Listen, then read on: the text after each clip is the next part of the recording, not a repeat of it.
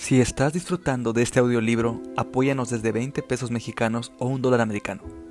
Si gustas hacer un donativo, puedes encontrar el link de Patreon en la caja de información. El perfil de Patreon es Violín para Todos. Esto nos ayudará a comprar equipo adecuado y nuevas voces narradoras para ofrecerte material de mejor calidad. Gracias. Capítulo 20. De cómo fueron halladas y vengadas las traiciones y maldades de Antípatro contra Herodes. Tampoco faltó en la aprobación de estas cosas por resolución y fe de todo lo probado contra Antípatro, Batilo su liberto, el cual trajo consigo otra ponzoña, es a saber, veneno de serpientes muy ponzoñosas, para que si el primero no aprovechase, pudiese Feroras y su mujer armarse con este otro.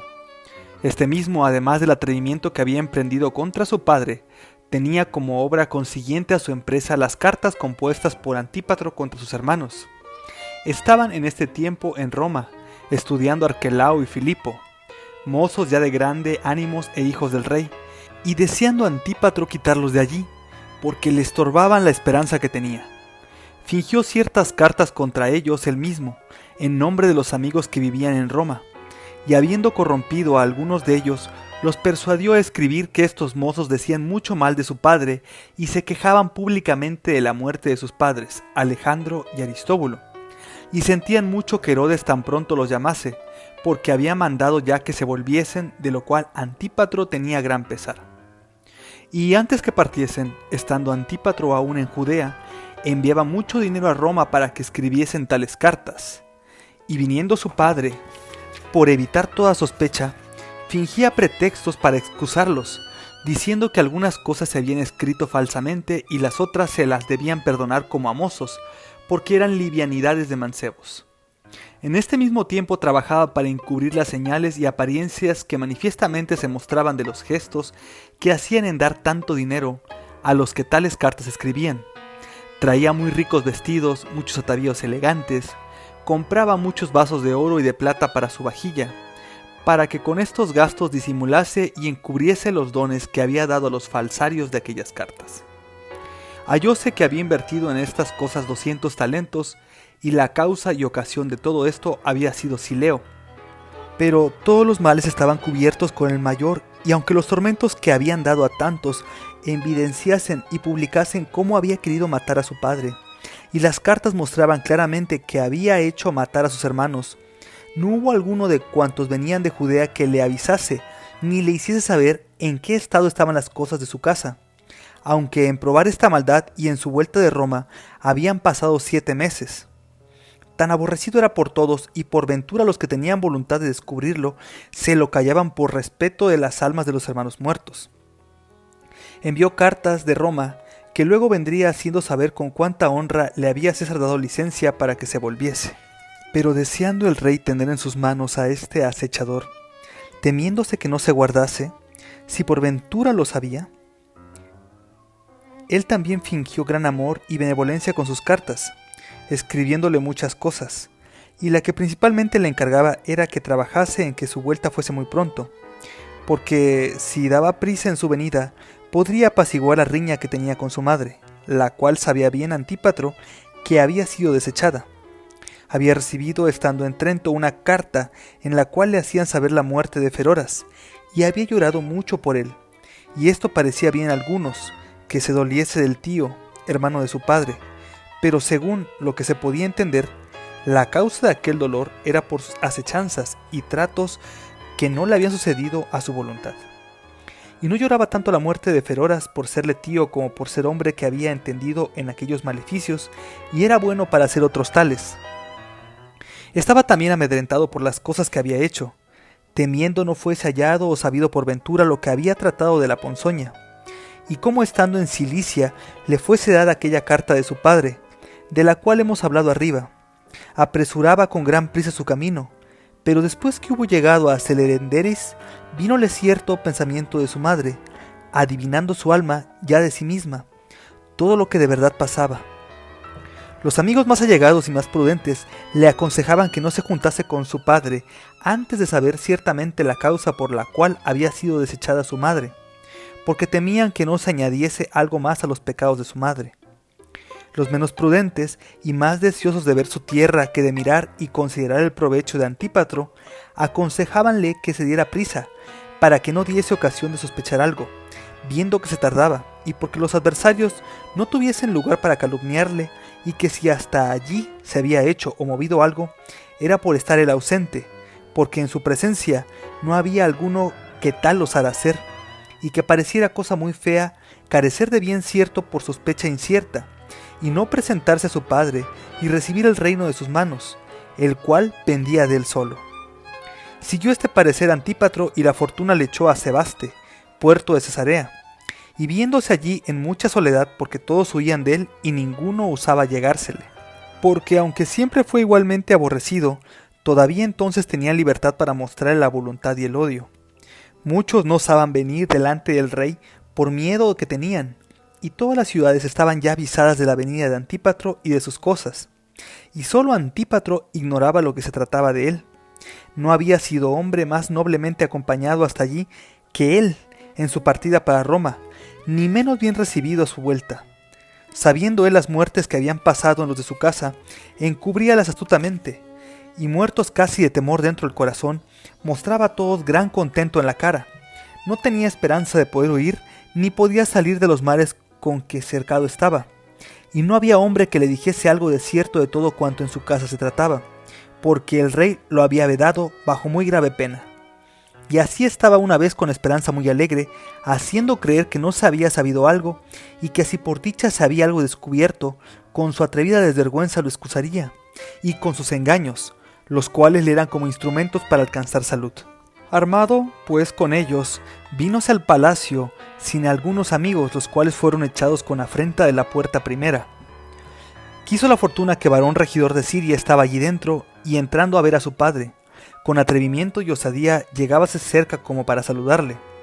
Echándole Herodes mano, inclinando su cabeza a una parte un poco, dijo en alta voz: «Cosa es esta de hombre que quiere matar a su padre, quererme ahora abrazar estando acusado de tantos maleficios y maldades. Parezcas mal hombre e impío, y no me toques antes de mostrarte sin culpa y excusarte de tantas maldades como eres acusado. Yo te daré juicio, y por juez a varón, el cual se halló aquí a buen tiempo. Vete pues de aquí pronto, y piensa cómo te excusarás para mañana, porque según tus maldades y astucias, pésame darte tanto tiempo». Amedrentado mucho Antípatro con estas cosas, no pudiendo responderle palabra, volvió el rostro y fuese. Y como su madre y su mujer le viniesen delante, contáronle todas las pruebas que habían acumuladas contra él. Y él, volviendo entonces en sí, pensaba de qué manera se defendería.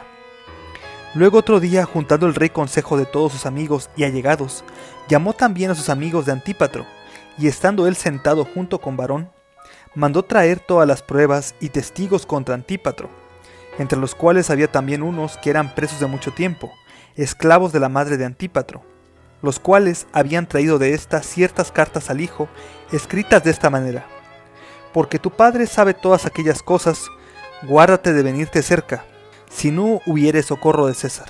Dichas pues estas cosas, arrodillándose a los pies de su padre, dijo: «Suplícote, padre mío, no quieras juzgar de mí algo antes de dar oído y escuchar primero mi satisfacción enteramente. Porque si tú quieres, yo mostraré y probaré mi disculpa». Entonces, mandándole en alta voz que callase, habló con Varón lo siguiente: «Ciertamente sé que tú, Varón, y cualquier otro juez juzgará a Antípatro por digno de la muerte. Temo mucho que tú mismo no aborrezcas mucho mi fortuna y me tengas por digno de toda desdicha, porque he engendrado tales hijos. Pues por esta causa has de tener mayor compasión de mí, por haber sido tan misericordioso contra tan malos hombres. Porque siendo aún aquellos dos primeros muy mozos, yo les había hecho donación de mi reino, y habiéndolos hecho criar en Roma, habíalos puesto en gran amistad con César. Pero aquellos que había puesto para que me imitasen a otros reyes, los he hallado enemigos de mi salud y de mi vida, cuyas muertes han aprovechado mucho a Antípatro. A éste buscaba seguridad, principalmente por haber de serme sucesor en el reino y por ser mancebo. Pero esta bestia, habiendo experimentado en mi país paciencia de la que yo debía mostrarle, quiso echar en mí su hartura, y parecíale vivir yo más de lo que le convenía, no pudiendo sufrir mi vejez, por lo cual no quiso ser hecho rey sin que primero matase a su padre. Muy bien, entiendo de qué manera vino a pensar en esto, porque le retiré cierto del campo donde estaba menospreciando y echando los hijos que me habían nacido de la reina. Le había declarado por vicario mío en mi reino, y después de mí por rey. Confiésote pues a ti, varón, en esto, el error grande que tenía asentado en mi entendimiento. Yo he movido estos hijos contra mí, pues por hacer favor a Antípatro les corté todas las esperanzas. ¿Qué me debían los otros que no me debiese este muchacho más? Habiéndole concedido casi todo mi poder y mando, aún viviendo yo, dejándolo por heredero de todo mi reino, y además de haberle dado renta ordenada de 50 talentos cada año. Cada día le hacía todos sus gustos con mis dineros, y habiéndose de ir para Roma, ahora le di 300 talentos y encomendélo a él solo como guarda de su padre a César. Mas, ¿qué cosas hicieron aquellos que fuesen tan gran maldad como las de Antípatro? ¿Qué indicios o pruebas tuve yo de aquellos, así como tengo de las cosas de éste? Y más de esto puedo probar que ha osado hacer algo el asesino de su padre, perverso parricida, para que tú, varón, te guardes, pues aún piensa de encubrir la verdad con sus engaños. Mira que yo conozco bien esta bestia, y veo ya de lejos que ha de defenderse con razones semejantes a la verdad, y que te ha de mover con sus lágrimas. Este es el que en otro tiempo me solía amonestar que me guardase de Alejandro, entre tanto que vivía, y que no me fiase mi cuerpo a nadie. Este es el que solía entrarse hasta mi recámara y mirar que alguno no me tuviese puertas acechanzas. Este era el que me guardaba mientras yo dormía. Este me aseguraba. Este me consolaba en el llanto y dolor de los muertos. Este era el juez de la voluntad de los hermanos que quedaban en vida. Este era mi defensa y mi guarda. Cuando me acuerdo y me viene el pensamiento, varón, su astucia y cómo disimulaba cada cosa, apenas puedo creer que estoy en la vida, y me maravillo mucho de qué manera ha podido apartar y huir de un hombre que tantas acechanzas me ha puesto para matarme. Pero pues mi desdicha levanta y revuelve mi propia sangre contra mí, y los más allegados me son siempre contrarios y muy enemigos. Lloraré mi mala dicha y gemiré mi soledad conmigo mismo, pero ninguno que tuviese sed de mi sangre me escapará, aunque haya de pasar la venganza por toda mi generación. Diciendo estas cosas, hubo de cortar su hablar y callar por el gran dolor que le confundía, pero mandó a uno de sus amigos, llamado Nicolao, declarar todas las pruebas que se habían ablayado contra Antípatro. Y estando en esto, levantó a Antípatro la cabeza y quedando arrodillado delante de su padre dijo, en alta voz, tú, padre mío, has ofendido mi causa, porque de qué manera había yo de buscarte acechanzas para darte muerte, diciendo tú mismo que siempre te he guardado y defendido. Y si el amor y piedad mía para ti, mi padre, dices que ha sido fingida y cautelosa, ¿cómo he sido en todas las causas tan astuto y en esta sola tan simple y sin sentido, que no entendiese que si los hombres no alcanzaban tan gran maldad, no podía hacerle escondida al juez celestial, el cual está en todo lugar y de allá arriba lo ve y lo mira todo? Por ventura ignoraba yo el fin que mis hermanos debían tener, de los cuales Dios ha tomado venganza manifiesta porque pensaban mal contra mí y contra ti. Pues ¿qué cosa ha habido por la cual hubiese de ofenderme en tu salud? ¿La esperanza de reinar? No, porque ya reinaba. ¿La sospecha de ser aborrecido? Menos, porque antes era muy amado. ¿Por ventura algún miedo que yo tuviese de ti? Antes por guardarme de ti, los otros huían de mí y me temían. ¿Por ventura fue causa la pobreza? Mucho menos. Porque ¿quién hubo que tanto expandiese y quién más a su voluntad? Si yo fuera el más perdido hombre del mundo, y si tuviese no ánimo del hombre, sino de bestia y muy cruel, debía ciertamente ser vencido con los beneficios tantos y tan grandes como de ti he recibido como de Padre verdadero. Habiéndome, según tú has dicho, puesto en tu gracia, y teniendo más que a todos los otros hijos, habiéndome declarado en vida tuya por rey, y con muchos otros bienes muy grandes que me has concedido, has hecho que todos me tuvieran envidia. Oh desdichado yo y amarga partida y peregrinaje mío, cuánto tiempo y cuánto lugar he dado a mis enemigos para ejecutar su mala voluntad y envidia contra mí. Pero Padre mío, por ti y por tus cosas me había yo ido, porque no menospreciases y leo tu vejez honrada. Roma es testigo del amor y piedad mía del verdadero Hijo y el príncipe y señor del universo. César, el cual me llamaba muchas veces amador de mi padre. Toma, padre, estas cartas tuyas. Estas son más verdaderas que no las acusaciones fingidas contra mí. Con ellas me defiendo. Estos son argumentos y señal muy cierta de mi amor y afición de hijo. Acuérdate cuán forzado y cuán a mi pesar haya partido de aquí, sabiendo claramente las enemistades que muchos tienen conmigo. Tú me has, oh padre, echado a perder imprudentemente y sin pensarlo. Tú has sido causa que diese yo tiempo y ocasión a todas las acusaciones contra mí. Pero quiero venir a las señales que de hecho tengo. Todos me ven aquí presente sin haber sufrido ni en la tierra ni en el mar algo que sea digno de un hijo que quiere matar a su padre. Pero no me excuses aún, ni me ames por esto, porque yo sé que soy, delante de Dios y delante de ti, mi padre condenado, y como tal te ruego que no des fe a lo que los otros han confesado en sus tormentos.